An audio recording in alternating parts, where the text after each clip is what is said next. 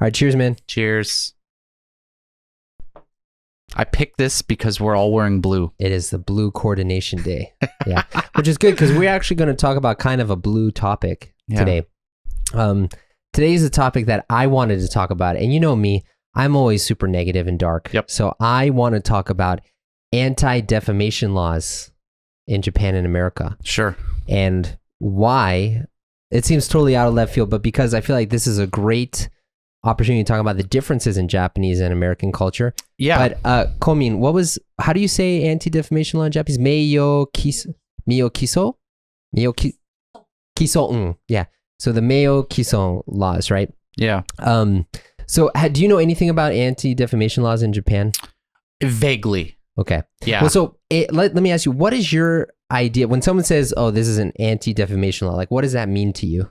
So an anti-defamation law screams to me as like protecting, like basically taking away your freedom of speech. Okay. Like that's what I think. Like Taking when away it your freedom of speech. boils down to it. Yeah. Yeah. It's like I can't say bad things about somebody. Yeah. Yeah. The reason why I wanted to talk about this topic is because I saw on an internet forum for foreigners living in Japan, they were very, very distressed because they wrote a very bad review of a clinic on Google, and they got a message from the clinic saying, we're going to sue you for defamation. And that person was freaking out, like, I didn't lie. How can they sue me for defamation? And there were all these comments saying, yeah, if you told the truth, it's going to be okay. You don't have to worry about it. Then other people were saying, no, in Japan, even if you're telling the truth, if it's going to hurt the person's honor or their reputation, they can still sue you. And when I first found out about that, I was really, really surprised. Yeah. I think, especially speaking through the lens of American or of as an American, like this is just unthinkable to me. Yeah. Like, you know, it's like you grow up in a country that in America, you can say basically whatever you want. Yeah. The only thing that you can't do is you can't call for violence against someone. Yeah. And this is where like with Trump on January 6th, it gets kind of ambiguous because he never said, all right, everyone, let's go to the Capitol and let's take back the Capitol. He didn't actually call for violence directly. So that's what happened. Yeah, there was a lot of skirting around the issue, and that's what I think you'll kind of see with, because America, believe it or not, does have some kind of anti-defamation law, but it's a lot. It's a lot less strict than Japan is. So I looked this up just before this. Let me pull this up for us. So the anti-defamation. You don't have a law degree in both Japan and America? No, I thought don't. you just pull these laws up out of memory, man. No, my sister has a law. So let me Have you asked her about? I did actually. So I talked to her about this, and she also was like dumbfounded that in Japan it doesn't matter if it's so I can't pull it up, but I remember what it said. Like in America, it counts as defamation, or the official word is libel or slander. Yeah. If you lie about someone and it hurts their reputation, then you can get sued. Yeah. But if it's a truth statement, if it's something the person actually did, even if it hurts their reputation, they can't sue you. Yeah. You know? And I think like a really good example of this is the Me Too movement. Okay. Yeah. Right. Yeah. Because there's examples for both. Can you explain what the Me Too movement was? So the Me Too movement was kind of, I want to say it started with Bill Cosby, but I don't think that's actually true. I mean, Bill Cosby was a big part of it, but it was like around that time. So basically, like, I think it kind of started with Hollywood, but a lot of not only women, but like mostly women would come out and say that they were sexually abused by their the higher ups and their producer or the manager, right. And they tried to file a complaint, but it kind of all got swept under the rug for a while. Yeah. And it kind of just reached a boiling point that enough people had this experience that they came out and, you know, started like just really like whistleblowing. Yeah. And on Twitter, there was a hashtag Me Too talking about, oh, this person sexually abused me. Yes. They use their power to abuse me, you know? Yeah. And so like, you know, we don't have to get too much into this, but basically like Bill Cosby was like a big person in this, you know, like Harvey Weinstein, like a lot of like Hollywood people, but it wasn't just Hollywood. It kind of like spread to everywhere. Yeah. And then there was also a pushback because eventually there ended up being a lot of false accusations. Yeah. And a lot of people ended up getting sued for the false accusations. Exactly. Yeah. Right. Not for the true accusations, for the false ones. Yeah. Because it will absolutely destroy your life. Yeah. If you get accused of sexually harassing someone or even multiple people. Right. And for those who are falsely accused, like they need some kind of compensation for that. Right. Yeah. And so that's where that kind of comes into play. Yeah. I remember I talked to one of my students about this, and saying how like it's amazing that you can, if someone does something bad to you and you make it public saying this person did something bad to you, that person can sue you and you have to pay them money. Yeah. That's like unthinkable in America. It's almost so like attacking the victim. Yeah. But her response was very interesting. She said, I would never want to say something that would hurt someone. And I was like, oh, I've never thought of it from that perspective. Yeah, because like, why should I use my words to hurt someone or something? Yeah. But it's funny because in America, the idea is, hey, you did something bad. I'm getting revenge. You deserve it because you were the one who did it. If you don't want it to happen, you shouldn't do it. You know? Yeah. And it's funny because I really feel like in the West, especially in America, we have this big focus on absolute truth, what is right and what is wrong. Yeah, and also I would say eye for an eye. Oh, okay. Like that's another one, right? Yeah, so like getting revenge, you know, getting equal with people. Yeah, I guess like, so what I just mean is like, you know, in America, if you do something bad and someone finds out about it, that's your responsibility because you did something bad, like because you are held to this higher standard. So you should, if you didn't want anything bad to happen, you shouldn't have done that, right? Yeah. But in Japan, it's opposite. It's like, even if you did do something bad, well, your reputation is everything. We don't want to ruin your reputation, you know? So we'll just kind of like, you have this habit of like, oh, if this came out into the limelight, our reputations will be ruined. So let's kind of do something else. You know, it's kind of funny, but like, that's like a really Christian thing to do. What? Which part? The way it's done in Japan that you're describing.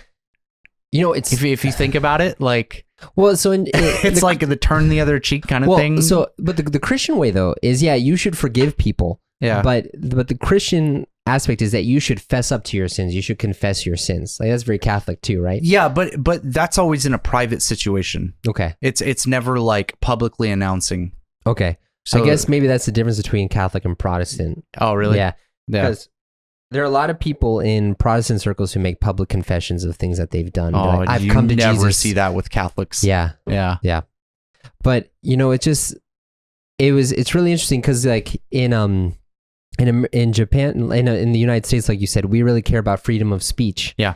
But what this anti-defamation law in Japan does is actually, it doesn't allow you to say bad things about people. So you can't actually share what you really think in public anymore. Because that's how a lot of Americans interpret it. Yeah. It's really hard for me to have a positive opinion about this, just being an American. Yeah. Like, because like for Americans, like freedom of speech, that is like the cornerstone of American culture. Yeah. If there's one claim to fame that America has that no other country has, it's the freedom of speech laws. Isn't that like the first like right in the Bill of Rights? Yeah. Is freedom of speech. Yeah. And the second Bill of Rights is the second amendment is the right to bear arms, is the gun law to protect the first one. Yeah. You know, so like the reason why Americans have guns is because it protects you so you can say what you want to say. So basically like all of, like I said, it literally is the cornerstone of American society, because like pretty much all laws are built in a way to protect somebody's freedom of speech. Yeah. Right. And so being able to say what you want is like that's just my identity. Yeah. Right. And to hear that you necessarily can't say what you want. Mm-hmm. That's something that I like. It's so hard for me to grasp that. Yeah. Well, it's like in Japan with the police a lot of the time, especially you see this a lot in Shibuya, is it's okay if you're doing something illegal. It's okay if you're breaking the laws. Yeah. But if you do it in a way that it disrupts the peace, and it bothers people, then that's where it becomes a problem. That's where the police will come in. That's really interesting. Like I remember, I heard from someone, so I don't know if this is true, but I can definitely see this being true. Is there was this is probably back in like the early 2000s, but like the police were going into the clubs in Shibuya to try to see if there were underage girls or something. And so the police came in saying, hey, we're going to be coming around in a little while to see if there's any like underage people here. So get ready. And then when they came, then like all the high school girls, they changed into like adult clothes or something like that. And then the police came and looked, and then they left and they changed back into their like high school clothes or whatever. Yeah. And that's just kind of like how it is. It's like one thing that I like about Japan, and one thing that's also very difficult about living here, is that appearance is so important. And that's like everything. It really doesn't matter what kind of a person you are in your private life, as long as your public face is fine and it lets society work smoothly. Like that's the most important thing. I think that is changing though. It is changing now. I think you can definitely tell if you talk to like younger generations here that people are really tired of that. Yeah. Like, you know, I talked with my students about this kind of thing. Yeah. And honestly, we talk with a lot of adults. Like I was talking with my wife about this a while, but like a lot of people are just really fed up with like politicians here. Yeah. And kind of like the political dynasties that are set up. So I feel like that heavy enforcement of public appearance is dying. Yeah. Yeah. Well, I mean, that's I would appreciate that, you know, because it's funny because, you know, I used to be a Christian, right? Yeah. And in 2018, I lost my faith because I wanted to believe what was true over something that made me feel comfortable. Okay. And I see a lot of people around me, especially like the Christians around me, who they don't really have much evidence for what they believe, but it makes them feel good, so they wanna live that way. And in my mind, the closer you live in with reality, the better your life will go. I mean, in some cases, like you can, like sometimes it's pretty tough, but if you understand how the world works and you move in the way that the world works or how reality is, you can plan better, your life will go smoother. And that is the objectively better way to live. Sure. But I feel like a lot of people don't want to do that. They don't want to handle that. They can't handle that. It definitely depends on kind of what you got going on with your life. But, I mean, I think most people would agree that living a lie is not great. Yeah. Right? Yeah. Yeah. So by the way, did you ever see the anime Paranoia Agent growing up on Adult Swim? I have no idea what that is. Dude, I wish you saw that before we watched it. So Paranoia Agent is one of my favorite animes. I don't have many animes that I like watching. Hey guys, we're interrupting this awesome podcast with the two of us to tell you about a really special thing. It's called the Austin&Arthur Friends. In the Austin&Arthur Friends, you're going to get this video with English and Japanese subtitles. 日本語と英語の字幕両方ついている動画もゲットできるんですね。You can also get a PDF script so you can read along with it. You'll get the video, the long conversation in separate videos, so it's easier for you to watch as well. You'll also get access to a 会員限定 online community and also opportunities to talk directly with me and Austin. Yeah, you know, because we're really fun to talk to. Well, I am. Austin's really boring. That's a lie. It's the opposite. He's correct. I'm the boring one. All right. Bye, guys. See ya. But it's interesting you say animes versus anime. Well, I think anime counts as an uncountable noun. No. But anime is an English word now, and so in English you count plurals. So that's, anyways. Except for coffee and like milk and. Well, if you have 1 cup of coffee, 2 cup of coffee, then it's 2 coffees, you know. Yeah. But anyways, so one of my favorite anime, I'll go with you, is called Paranoia Agent, and the basic story about this, I forget. Bullying Arthur. Yeah, it's super easy. It's super easy to bully Arthur, but so basically the idea is that there's this girl who makes this very famous, very popular character and plush doll. Yeah. And all of a sudden, random people start getting attacked by a high school boy in rollerblades with a golden bat. His name is Little Slugger. And he goes around and like he hits people in the head. And they don't die. They go to the hospital and stuff. But they try to find what is what's common with all these people, so they can find out where the Little Slugger actually is going to hit, where he's going to attack next. And what they find is that all of these people lead super double lives. Like one of them is like a high school teacher, but then she's a prostitute at night and stuff like that. Then there's another one who is like in this architecture firm, but then he has like a really dark double life that you see. And what ends up happening is you see that these people, they have like their front face and then they have who they really are, and they can't really deal with balancing that. And it turns out that actually Little Slugger doesn't exist, but it's actually like a figment of their imagination that kind of manifests when they can't manage the contradictions anymore, and then they just have a nervous breakdown and stuff. But watching that and now living in Japan for 10 years, I can really understand why that was made. Yeah. You know? Yeah. But yeah. I don't know. So do you think like so with like the defamation law, anti-defamation laws in the United States, that were like, as long as it's not a lie, you can say whatever you want. Do you have any sort of like... Well, I mean, so yes. Yeah. But a lot of there's like a really common saying, like freedom of speech doesn't mean freedom from consequences. Yeah, okay. Right? And so you're allowed to say whatever you want in America, including hate speech. Mm-hmm. That's a thing that's allowed. Well, hate speech, it doesn't even have a definition in America. Yeah, it's got this whole like. Anyways, we don't have to get into that. But I'm bringing that up because like you can say whatever you want, but that doesn't mean that other people can't say what they want in reaction to what you say. Right. And so what ends up happening, and you know, like a good example is like, you know, you always see this with political elections. Mm-hmm. But what ends up happening is somebody will say something that's controversial, or maybe like a whistleblower moment, or you know, commenting that, you know, so and so did something. You know, like political elections, like you always see like, oh, this candidate is, you know, like, you know, went to like Epstein Island, or you know, some crazy thing like that, right? Let's not get into Epstein. But like they did something really bad, and that's horrible. And then, you know, someone will bring up like some other point and be like, well, I think you're an idiot, so I don't care what you say. Yeah, you know, and or they'll challenge that person's authority on it. We'll be like, well, didn't you also go with them, or you know, something like that along those lines.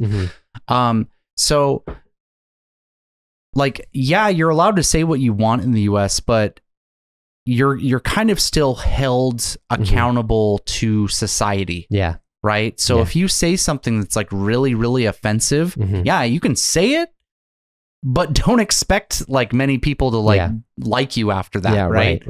And there that's cultural how that consequences. And that's how that kind of balances out, right? Yeah.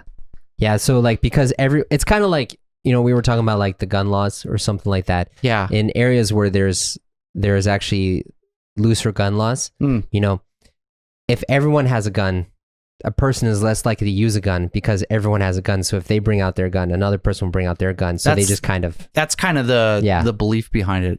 And actually, if you watch South Park, there's a really funny episode about gun culture and specifically freedom of speech lumped together. And it's like they're all pointing guns at each other, and they like get through these therapy sessions. And it's so good. It's so good. You have to show that to me afterwards.